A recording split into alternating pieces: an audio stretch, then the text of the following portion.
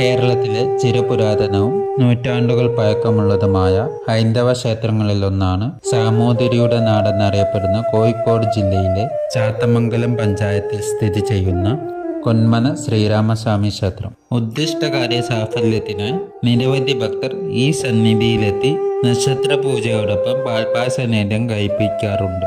വൈഷ്ണവ ക്ഷേത്രങ്ങളിൽ കേരളത്തിൽ സ്ഥിതി ചെയ്യുന്ന പടിഞ്ഞാറോട്ട് ദർശനമുള്ള അപൂർവം ക്ഷേത്രങ്ങളിൽ ഒന്നുകൂടിയാണ് ഈ ശ്രീരാമസ്വാമി ക്ഷേത്രം എന്നാണ് കരുതപ്പെടുന്നത്. ചാത്തമംഗലം എരഞ്ഞിമാവ് റൂട്ടിൽ നെച്ചോളി ദേശത്തായി സ്ഥിതി ചെയ്യുന്ന ഈ ക്ഷേത്രത്തിൽ ചതുര ശ്രീകോവിലിൽ ചതുർബാഹുവായി പടിഞ്ഞാറ് ദർശനമായി കൗസല്യാനന്ദനെന്നും മര്യാദ പുരുഷോത്തമനുമായ ശ്രീരാമസ്വാമി സർവാഭീഷ്ട വരദായകനായി കുടികൊള്ളുന്നു.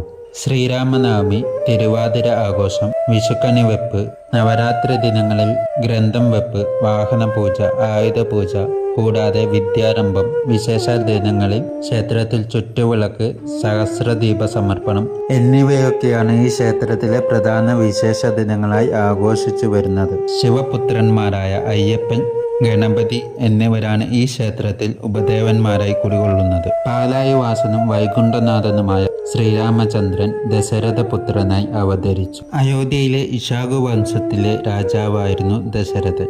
രാമനെ കൂടാതെ ശത്രുഘ്നൻ, ഭരതൻ, ലക്ഷ്മണൻ എന്നീ പുത്രന്മാരും ശാന്ത എന്നൊരു പുത്രിയും ദശരഥന്റെ മക്കളായി ജനിക്കുകയുണ്ടായി. കോസല രാജ്യത്തിന്റെ തലസ്ഥാനമായിരുന്നു അയോധ്യ. യുദ്ധത്തിൽ ഒരു രഥത്തിനെ 10 ദിശകളിലേക്ക് തത്സമയം ഓടിക്കുവാൻ കഴിവുള്ള നേമിയുടെ സാമർഥ്യം കണ്ട് ബ്രഹ്മാവാണ് അദ്ദേഹത്തിന് ദശരഥൻ എന്ന നാമം നൽകിയത് എന്നാണ് വിശ്വാസം. ദശരഥ മഹാരാജാവിന് സുമിത്ര, കൈകേയി, കൗസല്യ എന്നിങ്ങനെ 3 പേരുള്ള ഭാര്യമാരായിരുന്നു അത്രേ ഉണ്ടായിരുന്നത്. പുത്രന്മാരില്ലാത്ത ദശരഥൻ കുലഗുരുവായ വശിഷ്ഠ മഹർഷിയുടെ നിർദ്ദേശപ്രകാരം ഋഷ്യശൃംഗ മുനിയുടെ നേതൃത്വത്തിൽ പുത്രകാമേഷ്ടി യാഗം നടത്തുകയും യാഗാന്ത്യത്തിൽ പ്രജാപതിയുടെ പ്രതിപുരുഷൻ യജ്ഞകുണ്ഡത്തിൽ നിന്നും പ്രത്യക്ഷനാകുകയും ദേവന്മാർ തയ്യാറാക്കിയ പായസം രാജാവിന് നൽകുകയും ചെയ്തു. ഈ പായസം ഭാര്യമാർക്ക് 3 പേർക്കും തുല്യമായി വീതിച്ചു നൽകിയാൽ ഉത്തമരായ പുത്രന്മാർ ജനിക്കുമെന്ന് പറഞ്ഞ്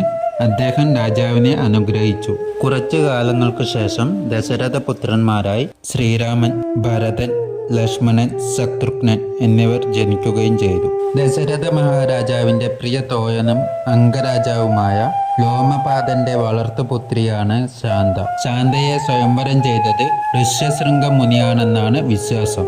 ദശരഥ മഹാരാജാവിന് പുത്രകാമേഷ്ടി യാഗത്തിന് മുൻപേ ജനിച്ച പുത്രിയാണ് ശാന്ത എന്നാണ് വിശ്വാസം. ഒരിക്കൽ ദശരഥ മഹാരാജാവിന്റെ കൊട്ടാരത്തിലെത്തിയ വിശ്വാമിത്ര മഹർഷി യാഗരക്ഷയ്ക്കായി ശ്രീരാമ ലക്ഷ്മണന്മാരെ തന്റെ കൂടെ അയക്കണമെന്ന് അപേക്ഷിക്കുകയും കൊട്ടാരത്തിൽ നിന്നും ആശ്രമത്തിലേക്കുള്ള വിശ്വാമിത്ര മഹർഷിയുടെ യാത്രമധ്യേ ശ്രീരാമചന്ദ്രൻ താടകാവധം നടത്തുകയും ചെയ്തു. മഹർഷിയുടെ ആശ്രമത്തിൽ വെച്ച് യാഗം മുടക്കുവാനെത്തിയ സുബാഹു എന്ന അസുരനെ വധിച്ച് യാഗരക്ഷ നടത്തുകയും ചെയ്തു. തുടർന്നുള്ള യാത്ര മധ്യേ മൂവരും ഗൗതമ മുനിയുടെ ആശ്രമത്തിലെത്തുകയും അവിടെ വെച്ച് തന്റെ പതിയാൽ ശാപം കിട്ടിയ അഹല്യയ്ക്ക് ശ്രീരാമചന്ദ്രൻ ശാപമോക്ഷമേകുകയും ചെയ്തു. പിന്നീടുള്ള യാത്രയിൽ മൂവരും മിഥിലാപുരിയിലെത്തുകയും മിഥിലാ നരേശന്റെ സന്നിധിയിൽ വെച്ച് ശ്രീരാമചന്ദ്രൻ രുദ്രദേവന്റെ വില്ല് കുലച്ച് ലക്ഷ്മി ദേവിയുടെ അവതാരവും ജനകപുത്രിയുമായ സീതാദേവിയെ സ്വയംവരം ചെയ്യുകയും ചെയ്തു.